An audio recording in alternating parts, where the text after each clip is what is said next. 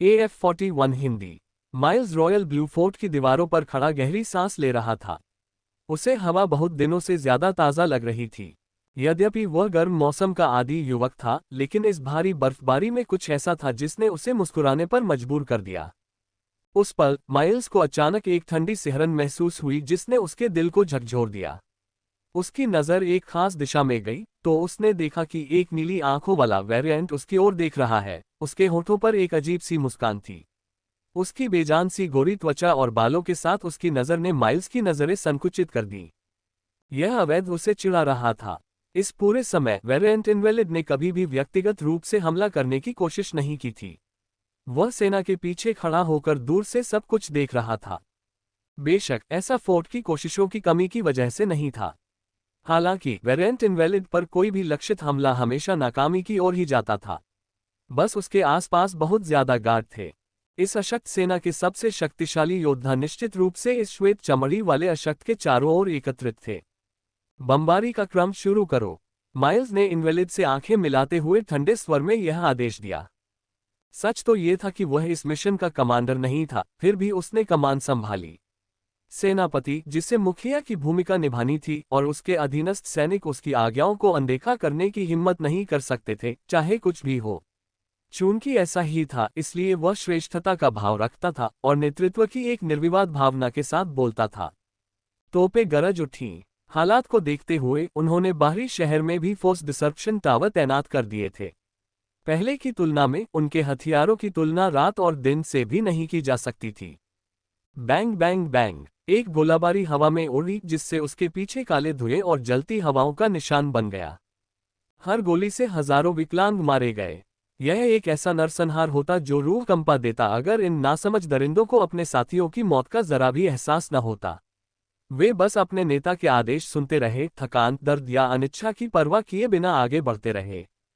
हालांकि इस हमले का उद्देश्य शुरू में ही उन सभी को खत्म करना नहीं था।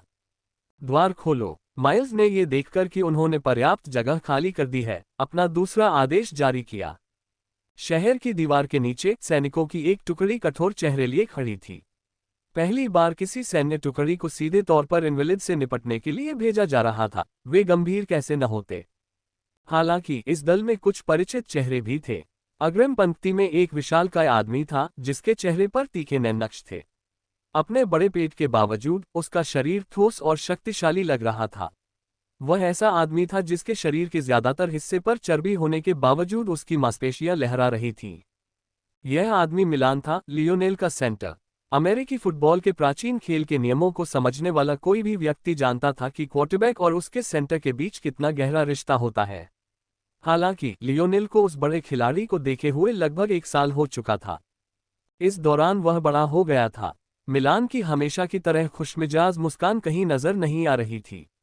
उसकी निगाहों में एक ठंडी रोशनी थी, वैसी ही ठंडी रोशनी जो फुटबॉल के मैदान पर विरोधी टीम की रक्षात्मक रेखा का सामना करते समय चमकती थी। मिलान के अलावा एक दूसरा परिचित चेहरा भी था। वह एक लंबा चौड़ा काला आदमी था जिसके हाथ में 2 मीटर लंबी पोलार्म और एक हॉलबट था। रॉयल ब्लू अकादमी में अभ्यास के दौरान लियोनेल के साथ उसकी कई बार मुकाबले हो चुके थे। मिलान की खिलखिलाती हंसी गायब थी और जोएल की दयालु निगाहें भी गायब हो गई थीं। वह किसी शिकारी की तरह लग रहा था जो अपने शिकार के लिए ऊंची घास पर भटक रहा हो। इन दोनों के पीछे लियोनेल के कई साथी फिर से इकट्ठा होकर खड़े थे। उन सबके चेहरे से जो आभा निकल रही थी वह दम घोंटने वाली थी। लियोनेल के नेतृत्व में वर्षों तक खेलने के बाद उनकी कुशाग्रता अकल्पनीय स्तर तक निखर गई थी। अब भी ऐसे दुश्मनों का सामना करते हुए जिनका उन्होंने पहले कभी सामना नहीं किया था, वे एकजुट होकर आगे बढ़ते हैं। इस पूरे समय माइल्स को चुपचाप रहने पर मजबूर होना पड़ा। अपनी ही समस्याओं से जूझते हुए उसे लियोनेल के साथियों और दोस्तों के लिए मुसीबत खड़ी करने का समय ही कहाँ मिलता। हालांकि पूर्व रॉयल ब्लू दस्ते को इसकी जानकारी होना असंभव था। जेम्स से संपर्क टूट जाने के कारण रईसों के बारे में उनकी समझ कम हो गई थी। नतीजतन उन्होंने अपनी सुरक्षा के लिए पहले से ही कदम उठा लिए। हालांकि वे अभी भी ऐसा करने के लिए थोड़े छोटे थे, फिर भी वे सभी सेना में भर्ती हो गए। माइल्स चाहे कितना भी साहसी क्यों न हो, वह सैनिकों के खिलाफ यूं ही कार्रवाई करने की हिम्मत नहीं कर सकता था। ऐसा करने पर उसे जो प्रतिक्रिया मिलती, वह अब तक उसे झेलने वाली किसी भी चीज से कहीं ज्यादा होती। तो वे यहाँ थे, किले के खुलते द्वारों के सामने, उनकी आभा एक साथ गूंज रही थी। शहर के एक दूर कोने में यूरी चुपचाप ये सब देख रहा था। आयना और लियोनेल के गायब होने के बाद किसी के पास उस किशोरी की परवाह करने का समय नहीं था। दरअसल वह शहर के उसी घर में रह गई थी जहां वह कभी आयना के साथ रहती थी। मानो सब उसे भूल गए हों। वह धैर्यपूर्वक प्रतीक्षा कर रही थी, क्योंकि उसे पता था कि ऐना अंततः उसे लेने वापस आएगी। टकराना। गेट्स अचानक चलना बंद हो गया। शुल्क। मिलान की आवाज भारी हो गई, उसका पेट अविश्वसनीय ताकत से गड़गड़ाने लगा तथा वह आत्मविश्वास से भरा हुआ दिखाई दे रहा था। लगभग 100 सैनिकों ने लोहे की गेंद की तरह बैरल से बाहर गोली चलाई। जोएल ने अपनी हथौड़ी जमीन पर टिका दी और कमर से पिस्तौल निकालकर गोली चला दी। उसकी निगाहें हल्की लाल हो गईं जब उसने बेजान सैनिकों को ठंडे अंदाज में मार गिराया। यदि कोई फुटबॉल प्रशंसक उसे उसकी वर्तमान स्थिति में देखता तो वह चिल्ला उठता कि हेडहंटर जोएल वापस आ गया है। उसकी हर गोली एक विकलांग के सिर के आर पार हो जाती थी, उसकी गति से दिल दहल जाता था। मिलन सैनिकों के शीर्ष पर खड़ा था, उसकी छाती और पेट बाहर की ओर उभरे हुए थे। उनके अग्रिम मोर्चे के सामने एक विशाल ऊर्जा कवच प्रकट हुआ, जो उन्हें हर तरह के लंबी दूरी के क्षमतावान अशक्तों से बचा रहा था। लियोनेल के 1/3 साथी आगे बढ़े। वह मिलान से भी ज्यादा लंबा था। वह मिलान से एक सिर ऊंचा था, लेकिन उसके शरीर में मिलान जैसी मांसपेशियां नहीं थीं। दरअसल जो भी मांसपेशियां थीं, उन्हें सिर्फ लहराती चर्बी ही कहा जा सकता था, जो उसके शरीर में सुनामी की तरह लहरा रही थी। इस टीम के साथी की त्वचा भूरी थी और माथे पर लाल रेखा थी। वह रॉयल ब्लू फुटबॉल टीम का लेफ्ट टैकल था और लियोनेल के ब्लाइंड साइड राज का रक्षक था। उसने जोर से एक पैर जमीन पर पटका, जिससे जमीन हिलने लगी। उसी क्षण बर्फ की मोटी चादरें टूट गईं, जिससे फिसलन भरे मौत के जाल का रास्ता साफ हो गया और कई विकलांगों के पैर फिसल गए। आगे बढ़ो। मिलान दहाड़ा। शहर की दीवारों के ऊपर से माइल्स सिकुड़ी हुई आंखों से ये सब देख रहा था। सच तो ये था कि उसे पता ही नहीं था कि ये लोग कौन हैं। उसके मन में बस यही चल रहा था कि इतनी ताकतवर टुकड़ी को कैसे अपने कब्जे में लिया जाए। उसे बिल्कुल भी अंदाजा नहीं था कि ऐसी टुकड़ी बनाई ही क्यों गई थी। माइल्स ने इस विचार को अपने दिमाग से निकाल दिया। अब उसके लिए कुछ करने का समय आ गया था। पहला चरण पूरा हो गया है, दूसरा शुरू करें। माइल्स गहरी सांस लेते हुए दीवार के किनारे पर आ गया। उसके चारों ओर शक्ति का एक तेज उभार आया, जिससे उसके शरीर के चारों ओर इंद्रधनुषी बादल बन गए। इंद्रधनुषी बादलों का आकार लगातार बढ़ता रहा और वे माइल्स के आसपास के क्षेत्र को लगातार बढ़ती गति से ढकते गए। जैसे जैसे नीचे की लड़ाई बढ़ती गई, किसी के लिए भी इस घटना पर ध्यान देना मुश्किल होता गया। कई लोग ऐसा करने के योग्य ही नहीं थे। हालांकि इंद्रधनुषी बादलों को सभी का ध्यान आकर्षित करना चाहिए था, लेकिन सच्चाई ये थी कि ज्यादातर लोगों में उन्हें महसूस करने की जरूरी आत्मीयता नहीं थी, क्योंकि वे ड्रीम फोर्स से बने थे। अब तक ये और भी स्पष्ट हो चुका था कि माइल्स की क्षमता लियोनेल के सामने क्यों बेकार थी। माइल्स की क्षमता एक ऐसी शक्ति पर निर्भर थी जो लियोनेल के सामने लगभग झुक जाती थी। बादलों का दायरा कुछ 10 मीटर से बढ़कर कई 100 मीटर से भी ज्यादा हो गया, और देखते ही देखते यह 1 किलोमीटर से भी ज्यादा हो गया। माइल्स दसियों किलोमीटर लंबे शहर पर एक भ्रम पैदा करने में सक्षम था। यह उसके लिए बिल्कुल संभव था। बस सवाल यह था कि क्या उसके पास इसके लिए पर्याप्त समय होगा या नहीं। लेकिन दो बातें उसके पक्ष में काम कर रही थीं। पहली यह कि इनवेलिड्स उससे बहुत दूर थे और उनमें से ज्यादातर को शायद पता भी नहीं था कि वह क्या कर रहा है। और दूसरी वजह यह थी कि जैसे जैसे चौथे आयाम का अवतरण पूरा होने की ओर बढ़ रहा था, माइल्स धीरे धीरे अपनी क्षमता को मजबूत और बढ़ता हुआ महसूस कर रहा था। अब जबकि पहले उन्हें इस स्तर तक पहुंचने में कई घंटे लगते थे, अब उन्हें इस बिंदु तक पहुंचने में केवल आधे घंटे से थोड़ा अधिक समय लगा। माइल्स की नजरें खुली की खुली रह गईं। नीचे सैनिक अभी भी लड़ रहे थे, लेकिन वे गतिरोध में फंस गए थे।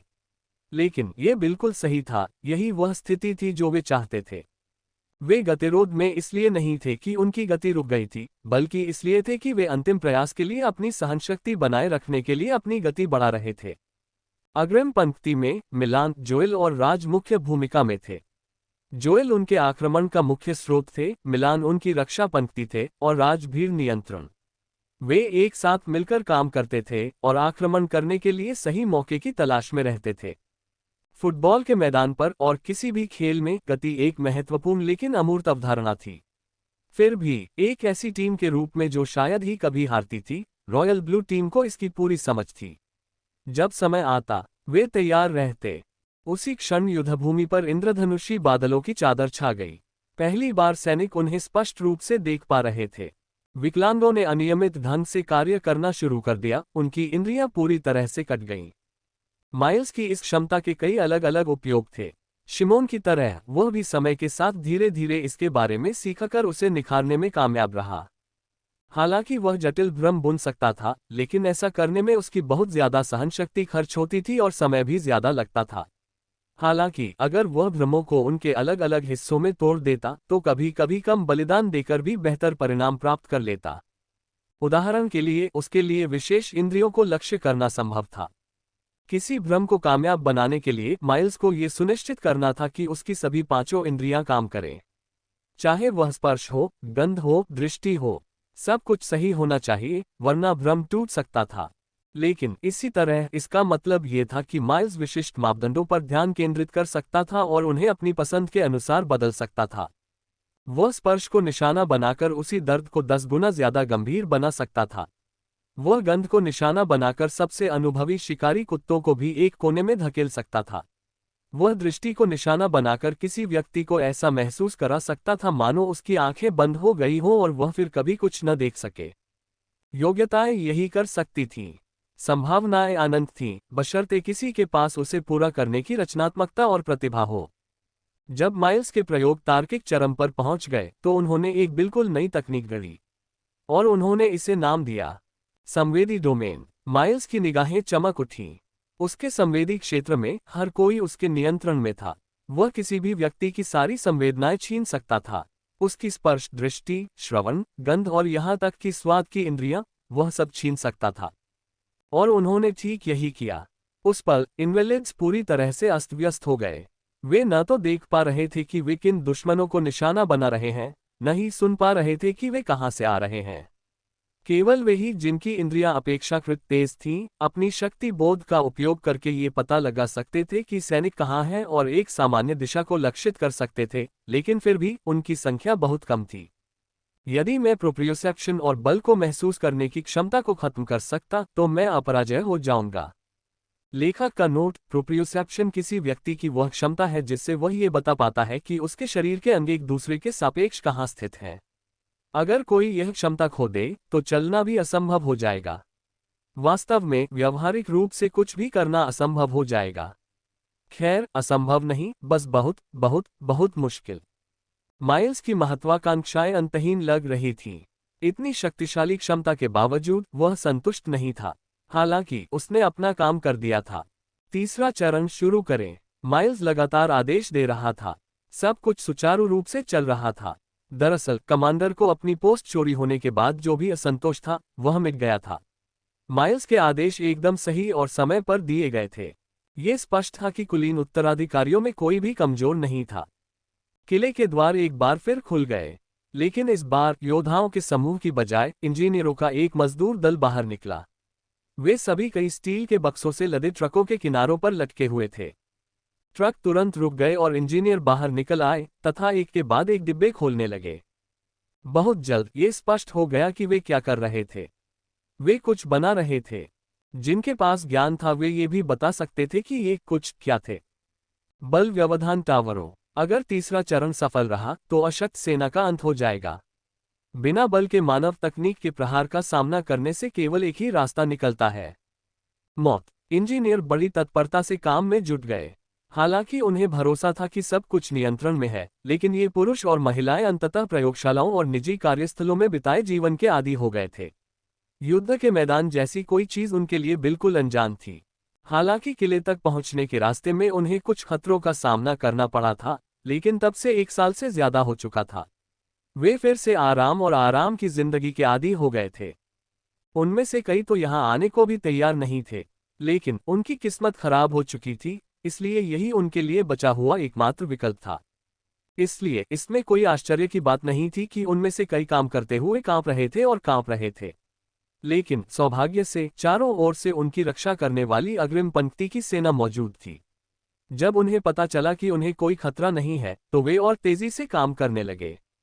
अल्पविराम। दूर से लियोनेल और आयना चुपचाप ये सब देख रहे थे। किले पर नजर रखे हुए उन्हें कुछ ही दिन हुए थे, इसलिए वे चीजों के प्रवाह से अच्छी तरह वाकिफ थे। हालांकि किले की यह योजना भी उनकी उम्मीदों से बिल्कुल अलग थी। आयना अब भी लियोनेल से नाराज लग रही थी और अपना सारा समय लिटिल ब्लैक स्टार के साथ लिपटकर बिता रही थी।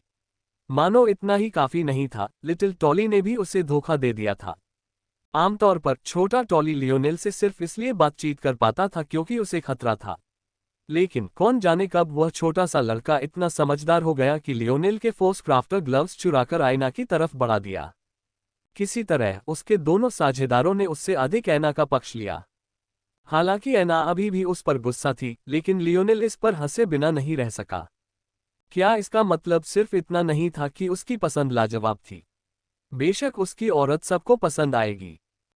लियोनेल की सांसें अटक गईं जब आयना ने उसे घूरकर देखा। हो सकता है उसने उसके मन की बात सुनी हो, है ना?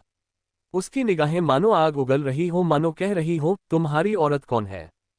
लियोनेल के पिता उसे हमेशा चेतावनी देते थे कि औरतों का अंतर्ज्ञान डरावना होता है, लेकिन उसने कभी इस पर यकीन नहीं किया। उस समय लियोनेल को लगता था कि उसकी मां ने उन्हें छोड़ दिया है, इसलिए औरतों के बारे में सलाह देने में उसने अपने पिता पर कभी भरोसा नहीं किया। एक बूढ़ा आदमी जो अपनी पत्नी को भी नहीं रख सकता, उसे इस विषय के बारे में क्या पता होगा? अब जब लियोनेल ने सोचा, तो उसे एहसास हुआ कि उसके बुजुर्ग पिता ने बहुत पहले ही उसे आईना के सामने अपनी गलतियां जाहिर करना बंद करने को कहा था, और शायद उसे लगता था कि वह परेशान करने वाला है। आखिरकार उसने उसकी सारी नाकामियों का मजाक उड़ाना शुरू कर दिया। उद्धरण ... शापित बूढ़ा आदमी। लियोनेल ने आईना की ओर मासूमियत से मुस्कुराते हुए मन ही मन सोचा। अचानक लियोनेल ने भौहें चढ़ाईं। मिलन, जोएल, राज। लियोनेल का जबड़ा कठोर हो गया। आयना ने लियोनेल के व्यवहार में आए बदलाव को भांप लिया और युद्ध क्षेत्र की ओर देखने लगी। उसी समय द्वार खुल रहा था और कुछ जाने पहचाने चेहरे बाहर निकल आए। पहले आयना लियोनेल के सिर्फ एक ही मैच देखने गई थी, और अगर वह और भी मैच देखने गई होती तो भी टीम के सभी सदस्य ज्यादातर हेलमेट पहने रहते थे, इसलिए वह ज्यादातर लोगों को पहचान नहीं पाती थी। हालांकि मिलान और जोएल उनके साथ फोर्ट की ओर जाते समय मौजूद थे। उन्हें देखकर वह तुरंत समझ गई कि लियोनेल क्या सोच रहा था। क्या माइल्स ने उन्हें ऐसा करने के लिए मजबूर किया था?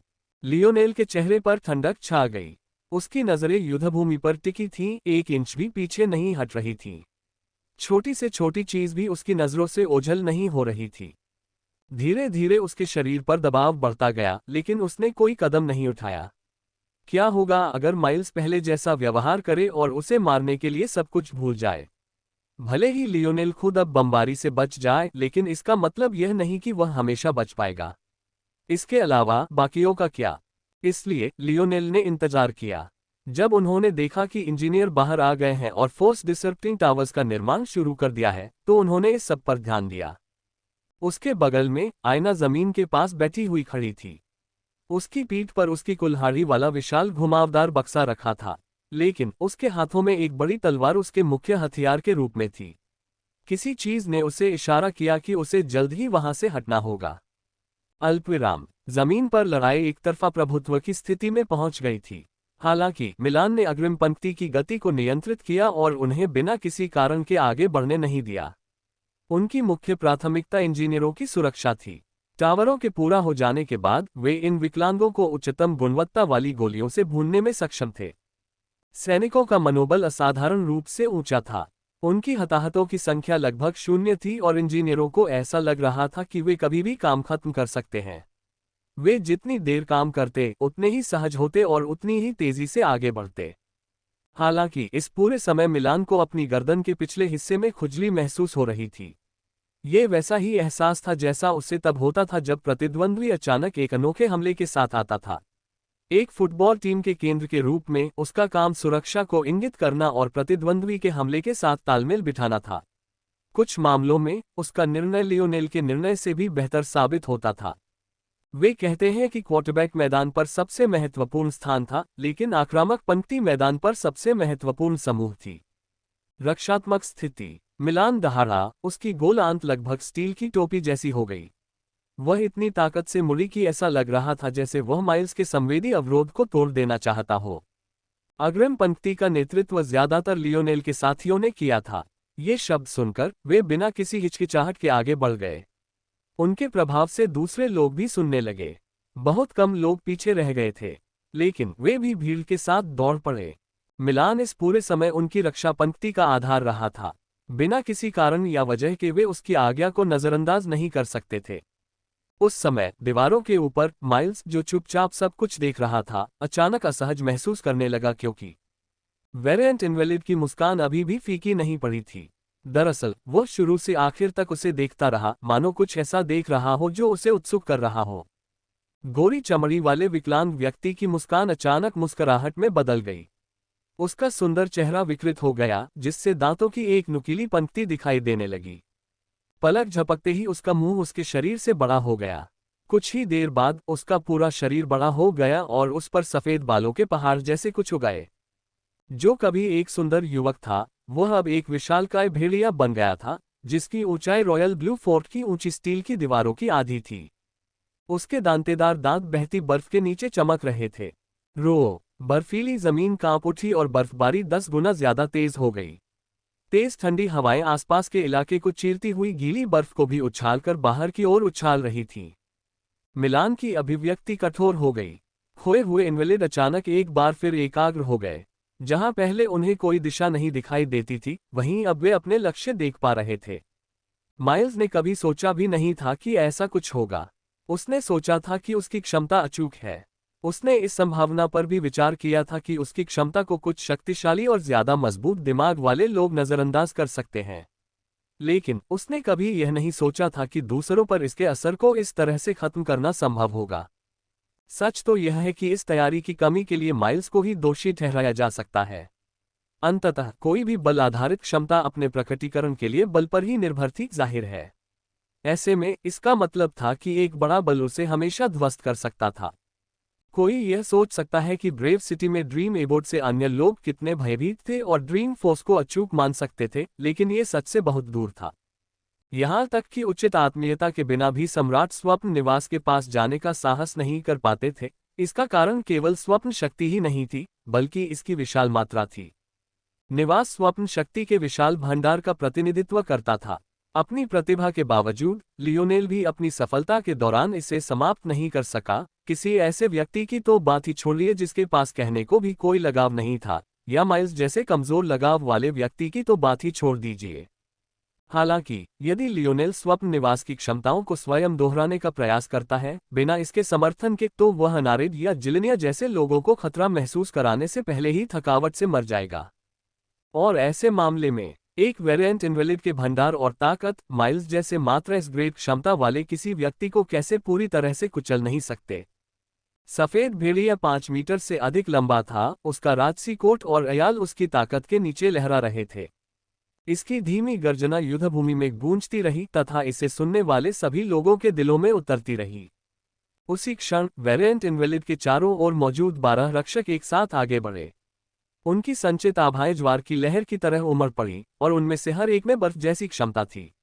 ये स्पष्ट था कि वेरिएंट इनवैलिड ने अपने रक्षकों का चयन स्वयं किया था और उनमें से एक भी एसएसएस ग्रेड से नीचे नहीं था। अरे, मिलान के दिमाग में बस यही शब्द घूम रहा था। उसे लग रहा था कि इंजीनियर घबराने लगे हैं। आराम से काम करने से जो भी गति उन्होंने हासिल की थी, वह अब कम हो गई है। जहां पहले उन्हें काम पूरा करने में सिर्फ 10 मिनट और लगते थे, अब अगर आधा घंटा और लग जाए तो कोई आश्चर्य की बात नहीं होगी। इतनी तेज रफ्तार से तो वे पूरी तरह से बर्बाद हो चुके थे। अगर सिर्फ 10 मिनट भी बचे होते तो भी उनके खत्म कर पाने में शक होता। माइल्स शहर की दीवारों के ऊपर से ये सब देख रहा था। उसकी निगाहें कठोर हो गई थीं। यह शायद उसका आखिरी मौका था और वह जल्दबाजी में कोई कदम नहीं उठा सकता था। पीछे हटने का आदेश दो, माइल्स ने कुछ विचार करने के बाद कहा। कमांडर ने राहत की सांस ली। उसे उम्मीद थी कि माइल्स दरवाजे बंद कर देगा और सबको वहीं सड़ने के लिए छोड़ देगा। यह माइल्स की आम हरकतों से बिल्कुल मेल खाता था। हालांकि माइल्स जानता था कि उसकी पकड़ बहुत कम है। वह शहर के दरवाजों को एक पल के लिए भी खुला छोड़कर शहर को खतरे में नहीं डालना चाहता था, लेकिन अगर उसने बिना कोशिश किए उन्हें बाहर ही छोड़ दिया तो उसकी बची खुची प्रतिष्ठा भी एक बार फिर खत्म हो जाएगी। पीछे हटना। भागते दौड़ते इंजीनियरों को ऐसा लगा जैसे उन्होंने दुनिया का सबसे खूबसूरत शब्द सुन लिया हो। उन्होंने अपना काम छोड़ने में जरा भी संकोच नहीं किया। दरअसल उन्होंने सारा सामान वापस समेटने की भी जहमत नहीं उठाई। वे उन ट्रकों के किनारों की ओर दौड़े जो उन्हें यहां लाए थे, खुले डिब्बों में चढ़ गए और अपनी पूरी क्षमता से किनारों से लटक गए। उनमें से कई तो अपने बाकी साथियों के आगे बढ़ने से पहले ही ड्राइवरों को जाने के लिए चिल्लाने लगे। जाहिर था कि ऐसी मानसिक स्थिति में 30 मिनट की समय सीमा कुछ ज्यादा ही आशावादी थी। वे पहले ही लड़ने की सारी इच्छाशक्ति खो चुके थे। उस समय 12 आइस गार्ड मिलान की अग्रिम पंक्ति में पहुंच चुके थे। इंजीनियरों को पीछे हटने से रोकने के अलावा कोई विकल्प न होने पर उन्होंने पीछे की ओर मोर्चा संभाल लिया। मिलान का विशाल पेट एक बार फिर खींच गया, उसकी शक्ति बाहर निकलकर शक्ति की एक और ढाल बन गई। ढाल को बार बार ढालते हुए उसके माथे पर नसें उभर आईं। वह जानता था कि ऐसे दुश्मनों के सामने सिर्फ एक ही काफी नहीं है। उसकी क्षमता जेम्स जैसी ही रही होगी, लेकिन जेम्स की क्षमता ए ग्रेड की थी जबकि उसकी सी ग्रेड थी। हालांकि पिछले साल मिलान इसे बी ग्रेड तक ले जाने में कामयाब रहा। इतने सारे ए से इस ग्रेड के खतरों के सामने वह क्या था? टकराना। मिलान के प्रयास पलक झपकते ही ध्वस्त हो गए। राज ने उनके आने की गति को धीमा करने के प्रयास में अपने पैरों को जमीन पर पटक दिया, लेकिन बर्फ रक्षकों ने और भी तेजी से प्रतिक्रिया की। उनके चारों ओर एक तेज बर्फ तत्व बल उमड़ पड़ा, जिससे उनके पैरों के नीचे की जमीन जम गई।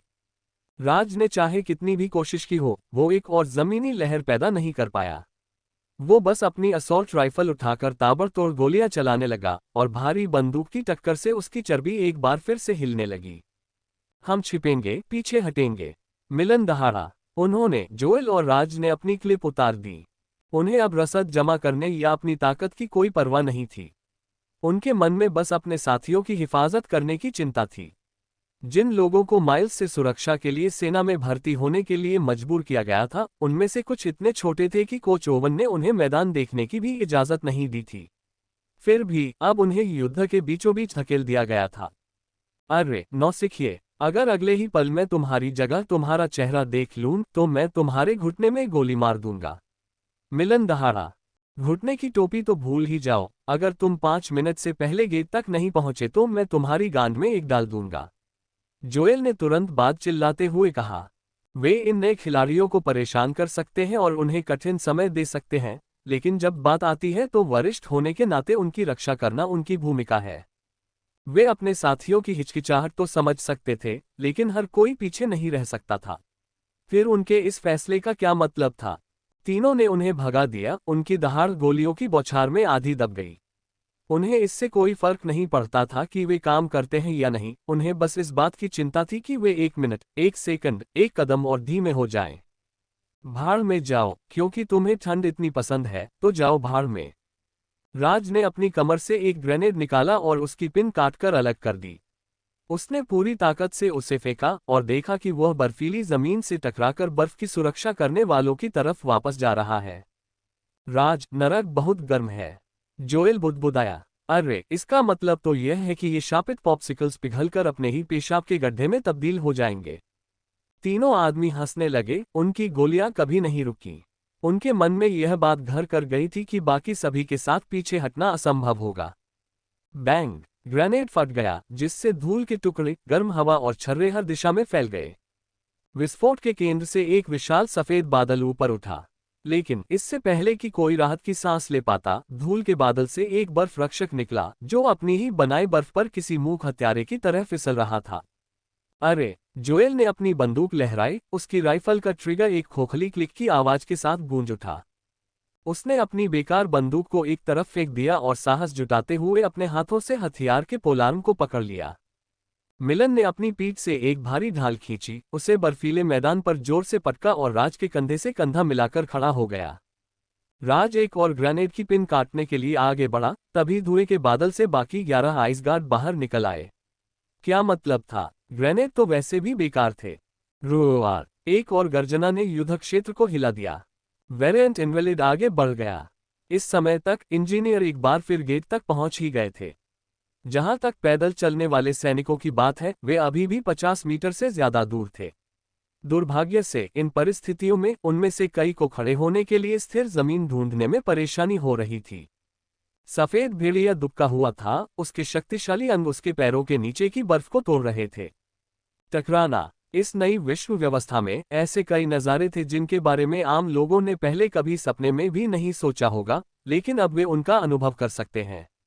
5 मीटर लंबे और लगभग 10 मीटर लंबे भेड़िए को पलक झपकते ही सैकड़ों मीटर की दूरी पार करते देखना निश्चित रूप से उन अद्भुत अनुभवों में से एक था। ऐसा लग रहा था जैसे एक विशाल छाया सूर्य को निगल रही हो। जोएल ने अपने हाथों में पड़े हाल्बर्ट को देखा, जबकि मिलन और राज अपनी ढालों की ओर देख रहे थे। फिर दोनों ने एक दूसरे की ओर देखा, उनके चेहरों पर कड़वी मुस्कान थी। उसी समय उन्होंने अपनी पीठ से गोलियों की बौछार सुनी और देखा तो पाया कि लगभग 100 सैनिकों में से कम एक दर्जन सैनिक, जिनके साथ वे अग्रिम मोर्चे पर थे, पीछे नहीं हटे थे और अब हवा में उड़ते विशालकाय भेड़िए की ओर गोलियां चला रहे थे। मिलन ने उन्हें डांटने के लिए मुंह खोला। वह इन लोगों को अच्छी तरह जानता था, ये वही टीम के साथी थे जिनके साथ उसने इतने सालों तक मैदान साझा किया था। उनमें से एक तो बमुश्किल 15 साल का नया खिलाड़ी था। हालांकि उसके पास इतना भी कहने का समय नहीं था। आगे की ओर बर्फ रक्षक उनके पास पहुंच चुके थे। जोएल ने अपनी छुरी से वार किया, लेकिन पहला वार पूरा करने से पहले ही छुरी 2 टुकड़ों में टूट गई। मिलन और राज उसके सामने ढाल की तरह खड़े थे। उनके पैर फिसलन भरी जमीन पर गड़े हुए थे और वे जोएल को कुछ सुरक्षा देने की कोशिश कर रहे थे।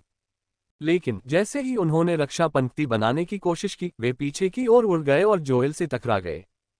टकराना। उसी क्षण वेरिएंट इनवैलिड भेड़िया जमीन पर गिर पड़ा, जिससे वह कांप उठा। उसने मिलान और बाकियों की तरफ एक नजर भी नहीं डाली, बल्कि दीवार की तरफ देखता रहा। उसके थूथन पर एक दांतेदार भयावह गुर्राती हुई मुस्कुराहट थी। मिलन और राज जोर जोर से खांसने लगे, मानो उनके शरीर की सारी हड्डियां टूट गई हों। वे खड़े होने की कोशिश कर रहे थे, आंखों में डर के भाव लिए बर्फ के पहरेदारों और सफेद भेड़िए की तरफ देख रहे थे। उन्हें लगा जैसे ये सब सफेद भेड़िए का ही खेल था। इतनी ताकत, इतनी उछलकूद, क्या वो बहुत पहले ही किले पर कब्जा नहीं कर सकता था? अब तक इंतजार क्यों कर रहा था? उनके पास उसे रोकने वाला कोई नहीं था। माइल्स ऊपर से सब कुछ देख रहा था, उसका जबड़ा भींचा हुआ था। द्वार बंद करो। ये कठोर शब्द कानों को कड़वे लगे, लेकिन अब तक साफ हो चुका था कि माइल्स ने काफी दया दिखाई थी। भले ही उसके दुश्मन इसका इस्तेमाल उसकी कमजोरियों को दिखाने के लिए करना चाहते हों, उसके पास अपने पक्ष में पर्याप्त सबूत थे। उसे बस इसी बात की परवाह थी। जब तक हालात उसके पक्ष में थे, बस यही मायने रखता था। अब तक ट्रक गेट पार कर चुके थे। पीछे सिर्फ भागते हुए सैनिक ही रह गए थे, जिन्हें पैदल ही पीछे हटना पड़ा था। जैसे जैसे वे गेट को धीरे धीरे बंद होते देख रहे थे, जो लोग बहुत दूर थे वे निराशा महसूस कर रहे थे, जबकि जो लोग महसूस कर रहे थे कि उनके पास अभी भी मौका है, उन्होंने अपने शरीर को सीमाओं तक धकेल दिया और जितनी तेजी से हो सके खुद को आगे बढ़ाया। बदकिस्मती से जमीन की हालत बहुत खराब थी। जहां बर्फ नहीं थी, वहां सबसे ज्यादा सतर्क लोगों के लिए भी फिसलकर गिरना बहुत आसान था, और जहां बर्फ थी वहां भागने की कोशिश करने वालों के पैर भारी पड़ रहे थे, जिससे उनकी गति आधी हो गई। टकराना। दरवाजे जोर से बंद हो गए। अब तक आए हुए 100 सैनिकों में से केवल आधे ही वापस लौट पाए थे। जो पास थे वे निराशा से भरे स्वरों में लोहे के दरवाजों पर जोर जोर से दस्तक दे रहे थे। उनकी कोशिशें धीमी धमाकों जैसी गूंज रही थीं। गेट बहुत मोटे और बहुत ठोस थे। अगर कोई दूसरी तरफ खड़ा भी होता तो कुछ भी सुनाई नहीं देता। इस पूरे समय सफेद भेड़िया उन्हें रोकने की कोशिश किए बिना देखता रहा। उसने घमंड से अपना सिर उठाया, मानो जानवरों का राजा हो। अपनी आग को केंद्रित करो, माइल्स ने आदेश दिया। तोपों की बौछार शायद एकमात्र कारण थी जिसकी वजह से सामरिक इकाई पूरी तरह से घेरकर इन्वेलिड्स द्वारा नष्ट नहीं हो पाई थी। लेकिन अब जब माइल्स ने उन्हें सफेद भेड़िए पर अपनी गोलाबारी केंद्रित करने का आदेश दिया था, तो उनके पास अब और क्या मौका था? उस समय एक नए खिलाड़ी ने मिलान को खड़ा होने में मदद की, जबकि कुछ अन्य ने जोएल और राज की मदद की। मिलन ने उस नए खिलाड़ी पर एक बार फिर चिल्लाने के लिए मुंह खोला, लेकिन उसकी पसलियों में लगी चोट ने उसे सिहरन पैदा कर दी। आखिरकार उसने आह भरी। क्या अब और चिल्लाने का कोई मतलब था? अरे यार, हमने तो पहले ही कहा था कि सेना में भर्ती मत होना, पर तूने सुना ही नहीं। अब तू मेरा हुक्म भी नहीं मानता। तुम सब ऐसी बेवकूफ़ी क्यों करते हो, समझ नहीं आता। मिलन ने सिर हिलाया। हालांकि सफेद भेड़िया अब उन्हें अनदेखा कर रहा था, लेकिन वह दया से नहीं था। क्या तुम उस चींटी की परवाह करोगे जिसे तुम जब चाहो कुचल सकते हो? हालांकि जब मिलान अपने विचारों में खोया हुआ था, तो उसने ये उम्मीद नहीं की थी कि जिस नौसिखिए ने उसकी मदद की थी, वह वास्तव में उसके शब्दों पर प्रतिक्रिया देगा। गंभीरता से आगे की ओर देखते हुए एक बड़े आकार की सैन्य वर्दी और हेलमेट पहने हुए दुबला पतला छोटा लड़का अपनी अविकसित छाती को जितना संभव हो सके बाहर निकालकर सीधा खड़ा था। खेल का सम्मान करो, अंत तक डटे रहो। मिलन स्तब्ध होकर सोच में पड़ गया। एक पल के लिए उसे लियोनेल के रौबदार आभामंडल का एक छोटा सा एहसास हुआ। अचानक एक हंसी ने युद्धक्षेत्र को हिला दिया। चाहे जोएल हो, राज हो या मिलन, उनकी निगाहें बिना देखे ही लाल हो गईं। ठीक कहा, नौसिखिए। तभी मिलान को एहसास हुआ कि यह कोई भ्रम नहीं था। उसने सचमुच इसे महसूस किया था। लियोनेल अचानक हवा से प्रकट हो गए। उनके प्रकट होने से बहुत से लोग अचंभित रह गए। अपने साथियों की ओर देखते हुए उसके चेहरे पर एक चौड़ी मुस्कान फैल गई। जो भी गुस्सा उसे महसूस हो रहा था वो गायब हो गया। उसकी जगह एक ऐसी संतुष्टि ने ले ली जो उसने जिंदगी में पहले कभी महसूस नहीं की थी।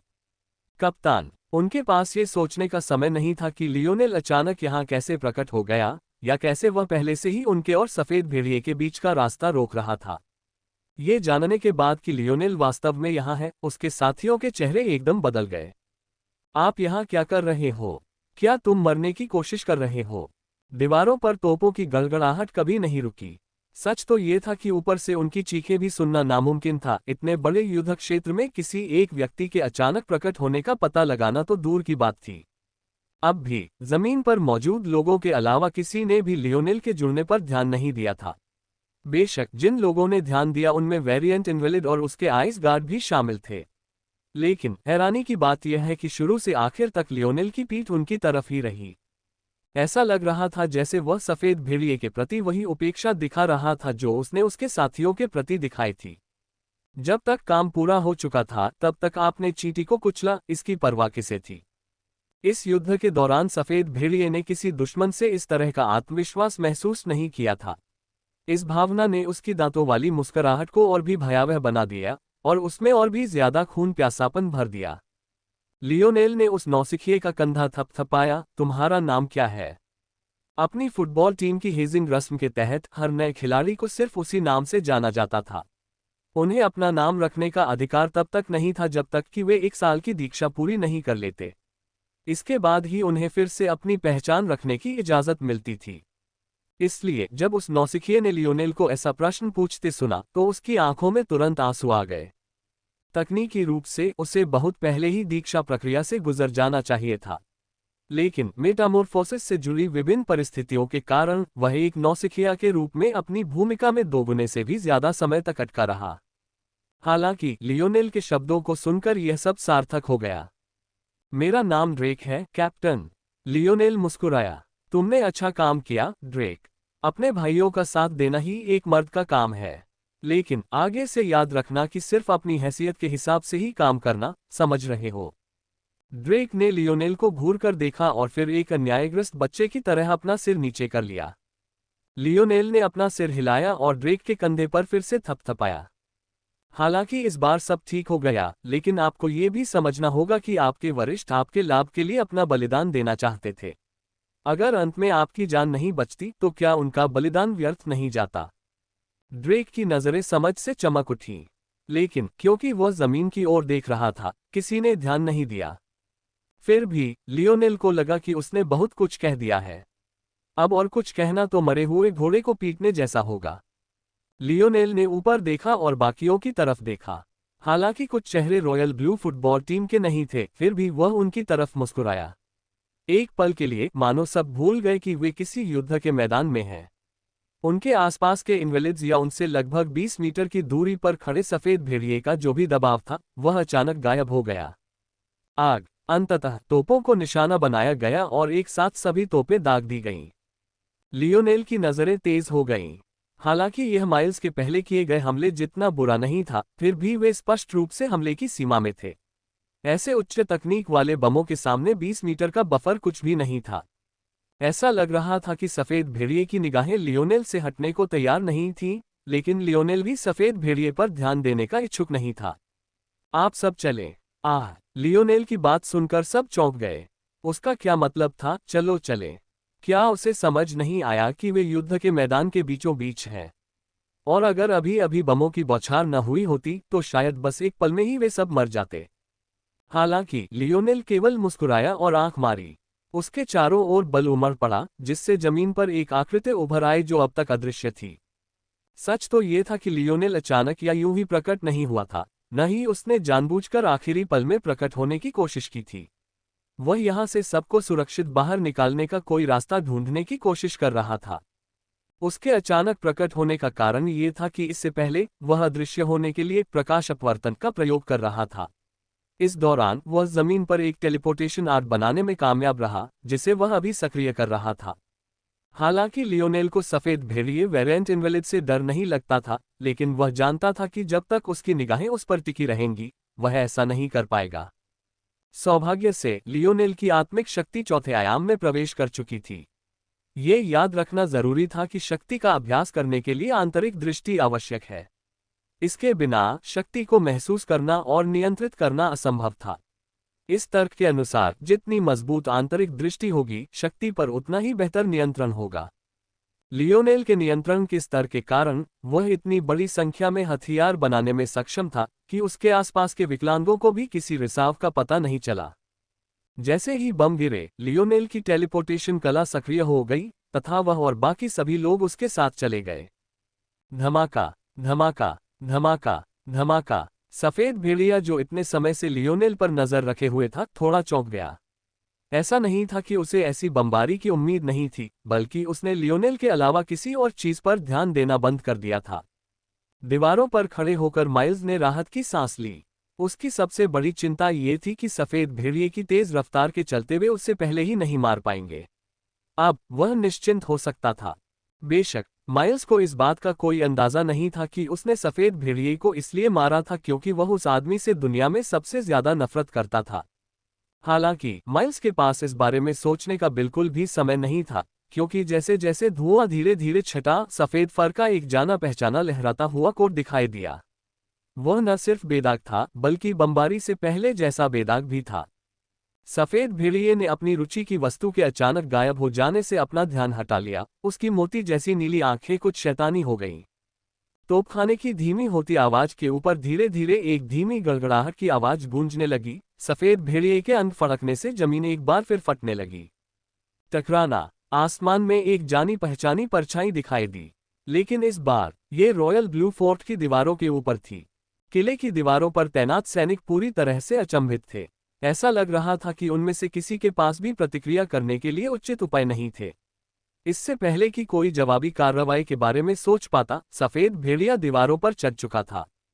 एक शक्तिशाली पंजे ने एक ही हमले में 1 दर्जन से अधिक सैनिकों को मार गिराया।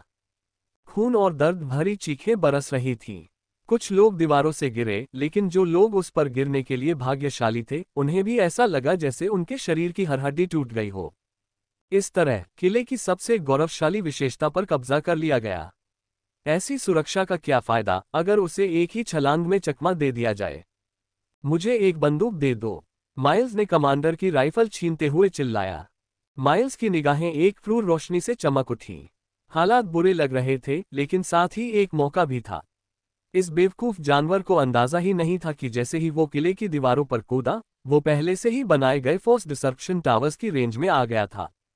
इसका अंततः यह अर्थ था कि न केवल ये केवल अपनी शारीरिक शक्ति के उपयोग तक ही सीमित था, बल्कि इसका अर्थ ये भी था कि 25वीं सदी की सच्ची प्रौद्योगिकी का उपयोग किया जा सकता था। योजना बी लागू करो, हथियार निकालो। माइल्स के आदेश पर कमांडर ने अपनी स्थिति पुनः प्राप्त कर ली। हालांकि वह एक सैन्य अधिकारी थे, लेकिन सच्चाई ये थी कि रॉयल ब्लू प्रांत के विशिष्ट स्थान के कारण उसके अधिकांश सैन्यकर्मी एडमिरल थे। जमीनी युद्ध का उनका अनुभव सीमित था। हालांकि गवर्नर ड्यूक परिवार के उत्तराधिकारी होने के नाते माइल्स को बचपन से ही हर तरह के मामलों में प्रशिक्षित किया गया था। परिस्थिति चाहे जो भी हो, वह तैयार रहता। माइल्स के आदेश के तहत सभी लोग जल्दी से फिर से एकत्रित हो गए। नीचे 12 बर्फ रक्षकों के नेतृत्व में इनवेलिड्स की सेना ने किले की दीवारों पर हमला शुरू कर दिया, लेकिन माइल्स ने मौजूदा स्थिति पर ध्यान केंद्रित किया।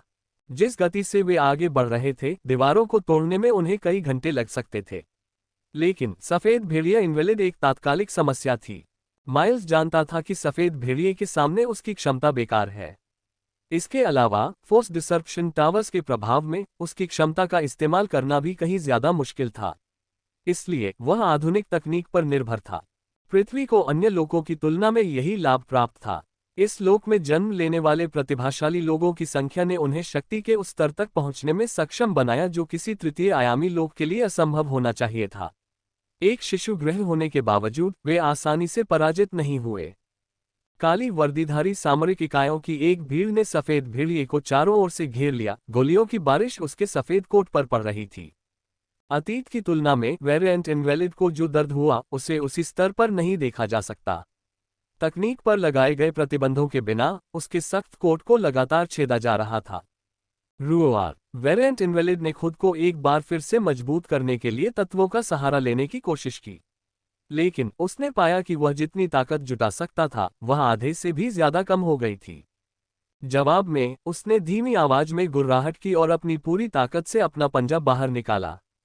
कवच एक कप्तान दहाड़ा। सामरिक इकाइयां एक अच्छी तरह से तेल लगी मशीन की तरह आगे बढ़ीं। काली षटकोणीय ढाले पकड़े हुए वे घुटनों के बल कंधे से कंधा मिलाकर जमीन पर पटक दिए। इसके तुरंत बाद एक अस्थिर विद्युत प्रवाह हुआ जिसने आसपास के वातावरण को एक हल्के नीले रंग की ढाल से ढक दिया जो सफेद भेड़िए के प्रहार से कांप रहा था। 50% कमी। एक अग्रिम पंक्ति का सैनिक दहाड़ा। बदली करो, कप्तान ने तुरंत जवाब दिया। आग। अभियान निर्बाध लग रहा था। रक्षा, आक्रमण और पुनः भरण का एक चक्र। ढाल इकाइयां अपनी ऊर्जा कोशिकाओं की अदला बदली कर रही थीं। आक्रमण इकाइयां लगातार पुनः भरण कर रही थीं। उनके विभिन्न कप्तानों ने अभ्यासपूर्वक और समय पर आदेश दिए। ये स्पष्ट था कि ये सामरिक इकाइयां नाविकों की तुलना में कहीं बेहतर थीं। वेरिएंट इनवैलिड का सफेद फर अंततः लाल धब्बों से ढकने लगा। उसकी नीली आंखें क्रोध से चमक रही थीं। वह दीवारों से नीचे कूदकर नीचे शहर की ओर जाना चाहता था, लेकिन उसे पता चला कि उस दिशा में उसकी क्षमता पर और भी ज्यादा पाबंदियां थीं। लेकिन उसका अभिमान उसे पीछे हटने नहीं दे रहा था। अल्पविराम। लियोनेल उसी ढही हुई इमारत पर फिर से प्रकट हुआ जहां वह पहले था, लेकिन इस बार उसके आसपास दर्जनों नए चेहरे थे। हालांकि उनमें से कोई भी नहीं बोला।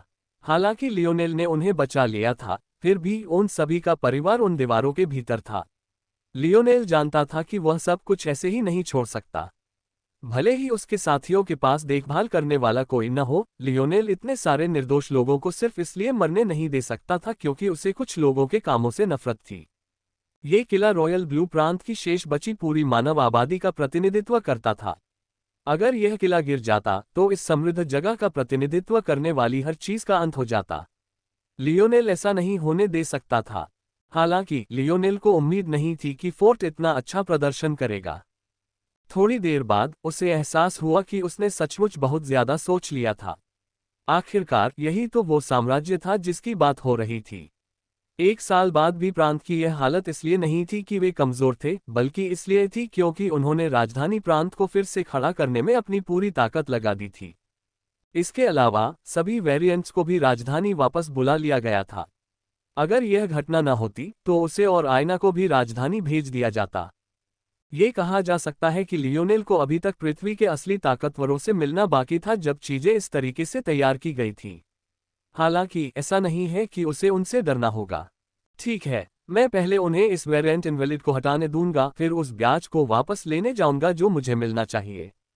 लियोनेल को इस बात का अंदाजा नहीं था कि ये मामले इतनी आसानी से खत्म नहीं होंगे। माइल्स भले ही अपनी योजनाएं बना रहा हो, लेकिन इसमें कुछ और बुद्धिमान दिमाग भी काम कर रहे थे। वेरिएंट इनवैलिड उतने आसान नहीं थे जितने दिखते थे, लेकिन ये तो पहेली का बस एक पहलू था। हो सकता है, बस शायद, वेरिएंट इनवैलिड इस कहानी का मुख्य खलनायक न हो। तुम सच में अब ये करना चाहते हो, जोसेफ? उस समय लियोनेल अकेला व्यक्ति नहीं था जो इस स्थिति को देख रहा था। यह असंभव था कि वह अकेला हो। मामले को परिप्रेक्ष्य में रखें तो पूरी पृथ्वी पर इस तरह के केवल 8 अन्य किले थे। इतनी बड़ी संख्या में विकलांगों की सेना द्वारा लगातार हमला किए जाने के कारण न केवल साम्राज्य को बल्कि पृथ्वी की अन्य सभी गुप्त शक्तियों को भी इसकी जानकारी न होना असंभव था। हालांकि पर्यवेक्षकों के इस दल के बारे में विशेष रूप से दिलचस्प बात यह थी कि यदि लियोनेल की कार्रवाई न होती तो शायद उन्हें इन परिवर्तनों के बारे में पता ही नहीं चलता, कम से कम इतनी जल्दी तो नहीं। इसका कारण तब स्पष्ट हो गया जब हमें याद आया कि यह यूसुफ कौन था।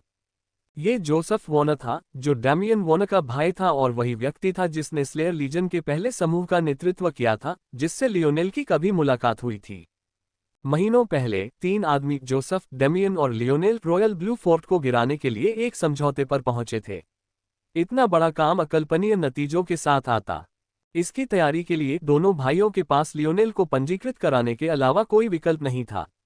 अगर वे अपने मिशन में इतने बड़े योगदानकर्ता को अनजान ही छोड़ देते तो वे जांच का विषय बन सकते थे।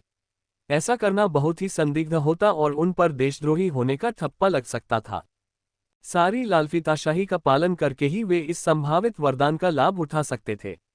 लेकिन उन्होंने कभी हैकर हच से मिलने की उम्मीद नहीं की थी और वे इस तथ्य से और भी हैरान थे कि हैकर हच ने वास्तव में लियोनेल का अपहरण कर लिया था। तब से कई महीने बीत चुके थे और लियोनेल की ओर से एक भी शब्द नहीं आया था। हालांकि तैयार रहने के लिए उन्होंने किले की स्थिति पर नजर रखना जारी रखा। वे गश्ती इकाइयों से लेकर सामरिक इकाइयों और यहां तक कि जोन क्लियरिंग इकाइयों तक हर चीज की जानकारी इकट्ठा करने में कामयाब रहे। हालांकि जब उन्हें लियोनेल और स्लेयर लीजन के बीच की स्थिति के बारे में पता चला तो उन्होंने इस तथ्य को स्वीकार कर लिया कि उन्होंने अपना समय बर्बाद कर दिया था। उन्होंने न केवल इसे बर्बाद किया था बल्कि इसके लिए उन्होंने भारी कीमत भी चुकाई थी। लियोनेल को स्लेयर लीजन में लाने में उनकी भूमिका के कारण दोनों भाइयों को पदावनत कर दिया गया था। चूंकि उनकी भागीदारी न्यूनतम थी, इसलिए उन्हें केवल एक ही रैंक का नुकसान हुआ। फिर भी यह उनके लिए एक बहुत बड़ी क्षति थी। जोसेफ उप कमांडर से एक सच्चे कमांडर के रूप में पदोन्नत होने के बहुत करीब था, फिर भी अब वह पदोन्नति के लिए कतार में भी नहीं था। स्लेयर लीजन में ये लगभग एक अलिखित नियम था। किसी की पदावनति लगभग हमेशा ही उसके करियर का अंत होती थी। विडंबना यह है कि इससे दोनों भाइयों का किला जीतने का जोश और भी बढ़ गया। यही उनके पास अपने पुराने करियर को फिर से पाने का एकमात्र मौका था। लेकिन अब जबकि अवसर सचमुच सामने आ गया था, डेमियन हिचकिचाने लगा। जोसेफ ने अपना जबड़ा भींच लिया। हम भाइयों के पास यही एक विकल्प बचा है। अगर हम ऐसा नहीं करते तो जिंदगी भर हम साधारण कप्तान ही बने रहेंगे। डेमियन ने आह भरी। सुना है कि उन्होंने उस सेला औरत को फिर से बढ़ावा दिया है। सोचिए, हम तो उसे लियोनेल की आड़ में इस्तेमाल करना चाहते थे, पर अब वो हमारे सिर के ऊपर से निकल रही है। जोसेफ की नजरें सख्त हो गईं, लेकिन आखिरकार उसने वो शब्द नहीं कहे जो उसने सोचे थे। कैटवुमन और अन्य लोगों को इकट्ठा करो। जब यह वेरिएंट गिरेगा तो हम आगे बढ़ेंगे। क्या हमें कैप कमांडर सेला को नहीं बताना चाहिए? डेमियन ने पूछा। जोसेफ ने व्यंग्य किया, क्या संभावना है कि वह मुख्यालय में होगी जहां उसे होना चाहिए? डेमियन ने ये शब्द सुने और कुछ नहीं कहा। उस समय लियोनेल को उसके भाई के पास वही लाया था। हालांकि डेमियन जानता था कि उसका भाई सिर्फ लियोनेल को ही दोषी ठहरा रहा है, फिर भी वह खुद को थोड़ा दोषी महसूस करने से नहीं रोक पाया। सेला को उस स्थिति में बैठा देखकर, जिसके बारे में उससे लगता था कि वह योग्य नहीं है, जोसेफ के अंदर इतना क्रोध और ईर्ष्या भर गई जो उसने जीवन में पहले कभी महसूस नहीं की थी। हालांकि सेला ने वह स्थिति ली थी जो उसकी होनी चाहिए थी, फिर भी उसे उसकी कद्र नहीं थी।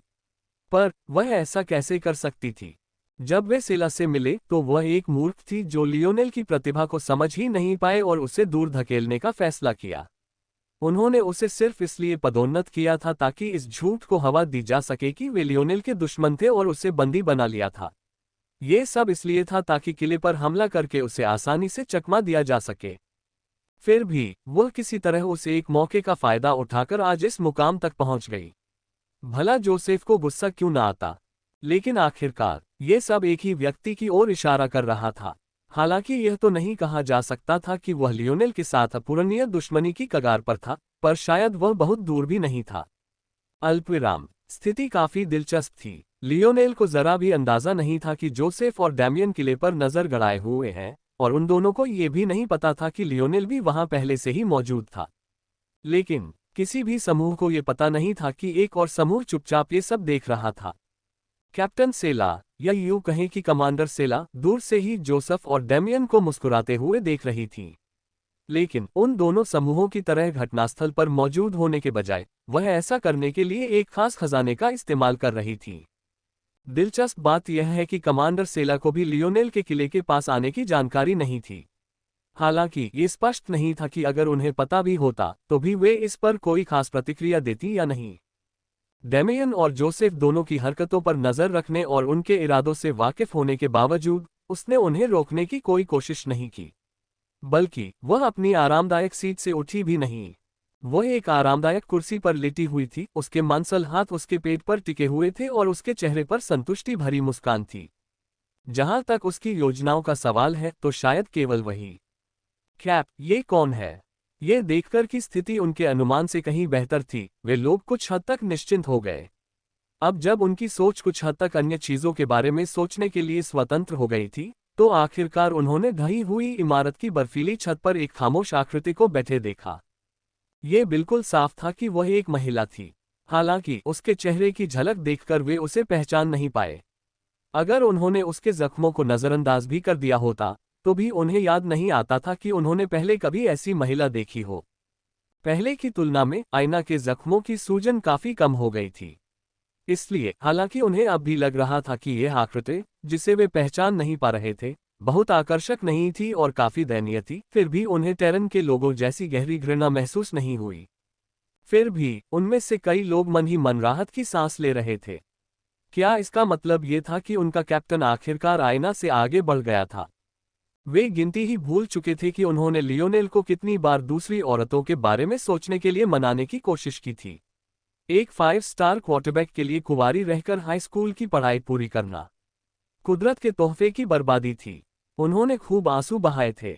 इसलिए भले ही यह महिला उन मानकों पर खरी नहीं उतरी थी जिनके बारे में उनका मानना था कि उनके कप्तान इसके हकदार हैं, लेकिन कम से कम वह सही दिशा में उठाया गया एक कदम तो थी।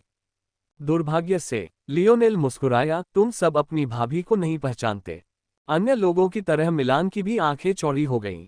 एना, मिलान के चेहरे पर उलझन उभर आई।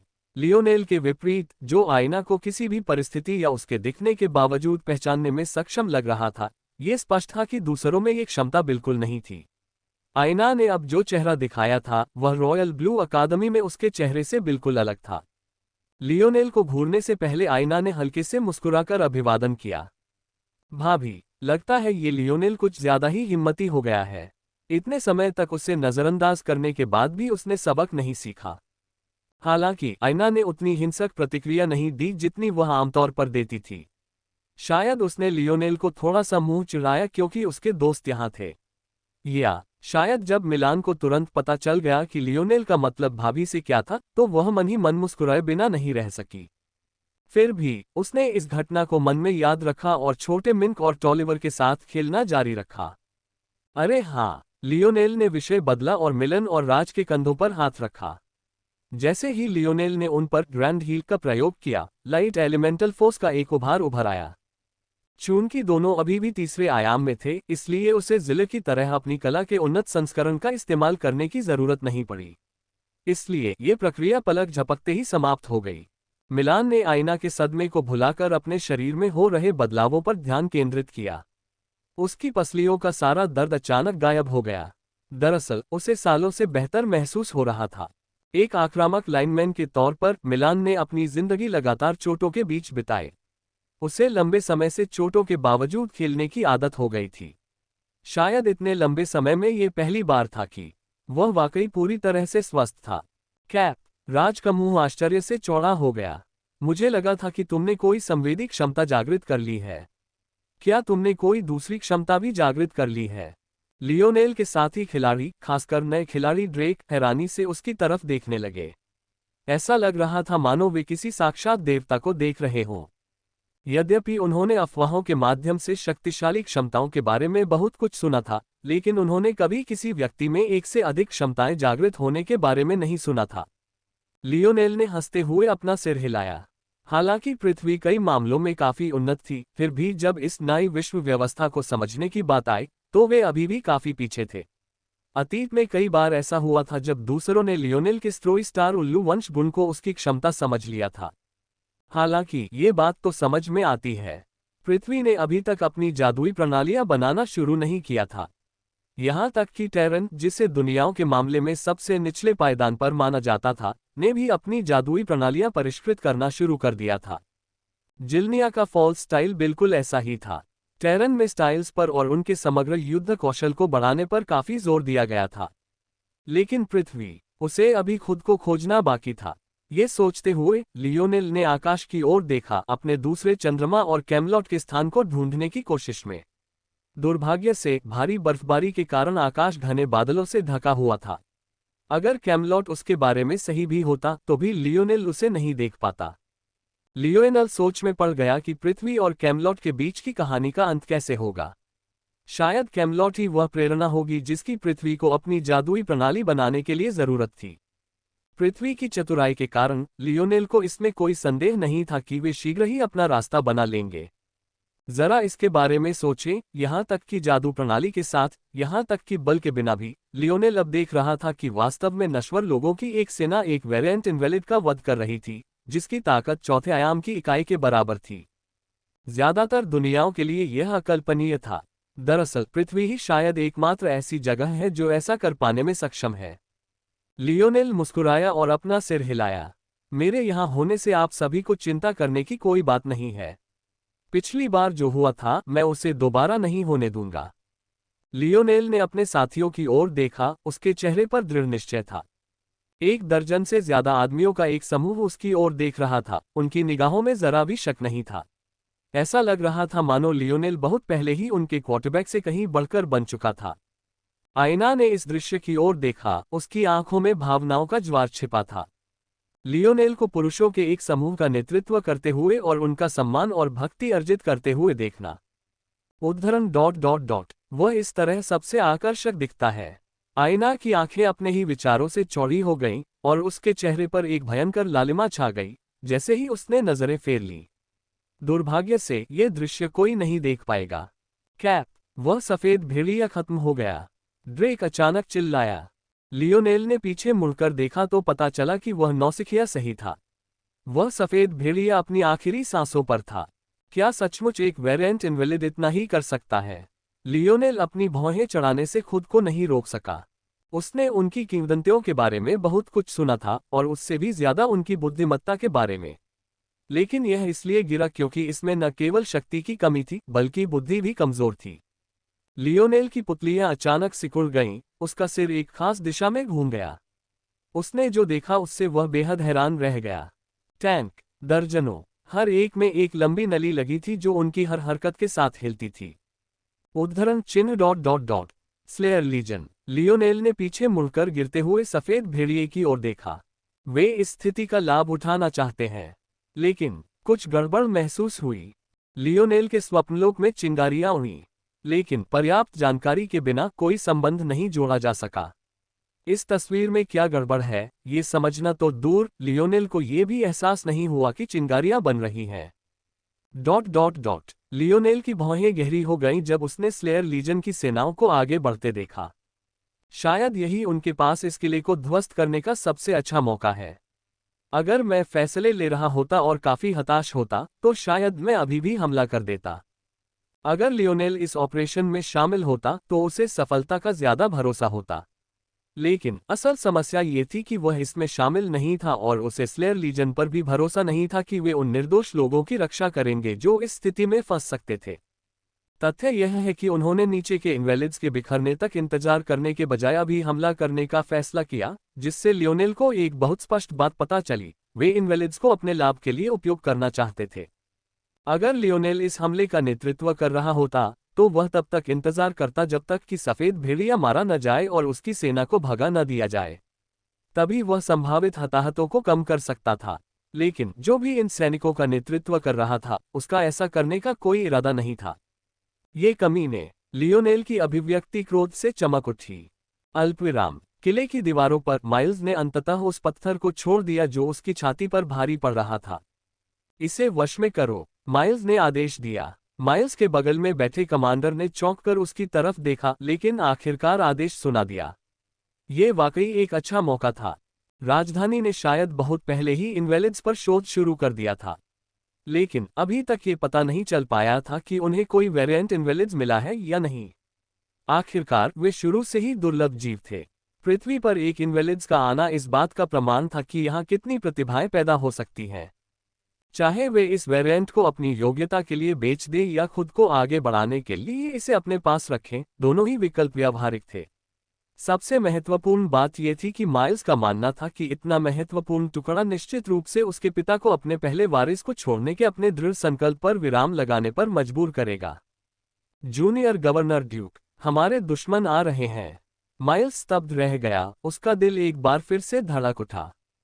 उन्होंने अभी तक नीचे की अशक्त सेना से निपटा नहीं था। अब तक उनकी सुरक्षा व्यवस्था को हुआ नुकसान निश्चित रूप से नगण्य नहीं था। अगर उन्हें और सेनाओं से निपटना पड़ा तो निश्चित रूप से एक बड़ी समस्या खड़ी हो जाएगी। क्या ये और भी ज्यादा विकलांग थे? विस्फोटों से आया कोई जानवरों का झुंड? कुछ और भी बुरा? मुझे जानकारी दो, मुझे संख्याएं और उनकी ताकत का अंदाजा चाहिए। माइल्स ने अपना आदेश दोहराया, लेकिन जो कुछ उसने सुना उससे वह वहीं दंग रह गया। अब जो लोग उनकी ओर दौड़ रहे थे वे विकलांग या जानवर नहीं थे, बल्कि इंसान थे।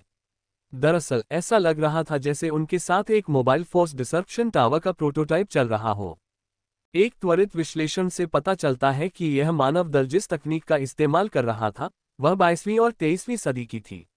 ऐसा या तो उनकी तकनीकी सीमाओं के कारण हो सकता है, या फिर ज्यादा संभावित सिद्धांत ये था कि गतिशील बल व्यवधान टावर स्थिर टावरों जितने शक्तिशाली नहीं थे।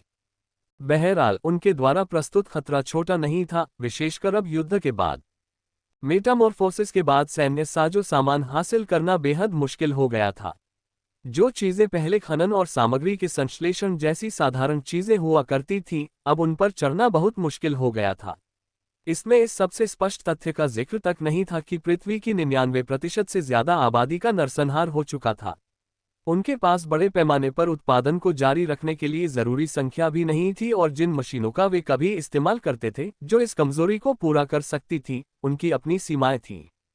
इतने बड़े युद्ध के बाद रॉयल ब्लू फोर्ट का भंडार 80% से ज्यादा खत्म हो चुका था, और मानो ये काफी न हो, बचे हुए लगभग 20% भंडार का इस्तेमाल नीचे की ओर से आए इनवैलिड सैनिकों को भगाने के लिए करना जरूरी था। इस समय तक एसएसएस स्तर के 12 खतरों में से केवल 5 से ही निपटा जा सका था। वर्तमान स्थिति बहुत भयावह थी। उनके पास इस समय किसी और खतरे से निपटने के लिए कोई साधन नहीं था। अल्पविराम। टैंकों की कतार के बीच जोसेफ कॉकपिट से सब देख रहा था। उसके चेहरे पर एक भावशून्य भाव था। उसने अपना दिल मजबूत कर लिया था और उसकी एकमात्र सोच सफलता थी। उसे इस बात की परवाह नहीं थी कि उसे क्या करना है। डेमियन किनारे से देख रहा था, उसके सीने में परस्पर विरोधी भावनाएं उमड़ रही थीं। लेकिन आखिरकार उसने भी अपना दिल मजबूत कर लिया। उन्हें महीनों पहले हुई घटनाओं की जानकारी थी। इस किले पर एक तानाशाह का शासन था जिसने अपने ही लोगों पर बमबारी की थी। अगर बहुसंख्यकों को बचाने के लिए थोड़ा और बलिदान देना पड़े तो भी यह उचित होगा। ये कायापलट वह अवसर था जिसकी स्लेयर लीजन को साम्राज्य को अंततः उखाड़ फेंकने के लिए आवश्यकता थी। उन्हें इस मौके का लाभ उठाना था। दुर्भाग्यवश गौरव और देशभक्ति के अपने विचारों में दोनों भाई एक बहुत ही महत्वपूर्ण बात सोचना भूल गए। वे अकेले कैसे हो सकते हैं जिन्होंने ऐसा सोचा। स्लेयर लीजन एक विशाल शक्ति प्रतीत होती थी जिसके पीछे अपार शक्ति थी। भले ही इसकी तुलना साम्राज्य से न की जा सके, लेकिन शुरुआत में बहुत सी चीजें ऐसी नहीं थीं। तो यदि भाइयों ने जो सोचा था वह सच था, तो स्लेयर लीजन ने 2 पदावनत भाइयों पर एक किले पर विजय प्राप्त करने का काम क्यों छोड़ दिया, जबकि अवसर उनके सामने ही प्रस्तुत था। अल्पविराम। स्लेयर लीजन, क्या उन्होंने सचमुच हम पर हमला करने की हिम्मत की है? माइल्स को जब पता चला कि वह किससे मुकाबला कर रहा है तो वह बहुत क्रोधित हुआ। उसके जैसे कुलीन व्यक्ति के लिए स्लेयर लीजन समाज के निचले तबके के अलावा कुछ नहीं था। वह सचमुच समझ नहीं पा रहा था कि कोई व्यक्ति अपनी जान जोखिम में डालकर ऐसे संगठन में शामिल क्यों हो सकता है जिसका कोई भविष्य ही नहीं है। इससे बुरा एहसास और क्या हो सकता है जब कोई चींटी आपके लिए मुसीबत खड़ी कर दे। माइल्स एक युवा उत्तराधिकारी से अपने ही पिता द्वारा बहिष्कृत व्यक्ति बन गया था, धीरे धीरे अपने रास्ते पर आगे बढ़ रहा था। बस आखिरी क्षणों में एक मामूली सा कीड़ा उसका रास्ता रोक रहा था। वह क्रोधित क्यों न हो? तोपों को चलाओ, माइल्स दहाड़ा। बदकिस्मती से स्लेयर लीजन पहले ही आगे बढ़ चुका था। जब उन्होंने इतनी बेशर्मी से काम करने की हिम्मत की तो उनकी अपनी योजनाएं कैसे नहीं हो सकती। स्थिति में जोसेफ ने अपने छोटे भाई की ओर मुड़े बिना पूछा। उद्धरण चिन्ह ... हाँ, डेमियन ने थोड़ा तनाव के साथ कहा। करो, जोसेफ ने ठंडे स्वर में कहा। यदि माइल्स को डेमियन की क्षमता के बारे में पता होता तो उसे पता होता कि लियोनेल ही एकमात्र ऐसा व्यक्ति नहीं था जो जमीन के माध्यम से आगे बढ़ सकता था। Bang bang bang. दीवारों के निचले हिस्से पर जमा हुए विकलांगों का एक झुंड अचानक ढह गया। लेकिन सबसे बुरी बात यह थी कि दीवार की नींव का एक बड़ा हिस्सा भी इसके साथ ही ढह गया। दीवारें जिस स्टील मिश्र धातु से बनी थी, उसे सैकड़ों वर्षों की तकनीक से परिष्कृत किया गया था। 22वीं सदी की तकनीक से उन्हें ध्वस्त करना असंभव था। हालांकि कई महीनों के अवलोकन के बाद स्लेयर लीजन को एक बात समझ में आई, इस दीवार को जल्द से जल्द बनाने की जल्दबाजी में इसकी नींव की उपेक्षा की गई। यदि रणनीतिक बिंदुओं को निशाना बनाया गया तो यह अपने ही वजन के नीचे ढह जाएगा, विशेष रूप से यदि इसे पहले से ही विकलांगों की भीड़ द्वारा क्षतिग्रस्त कर दिया गया।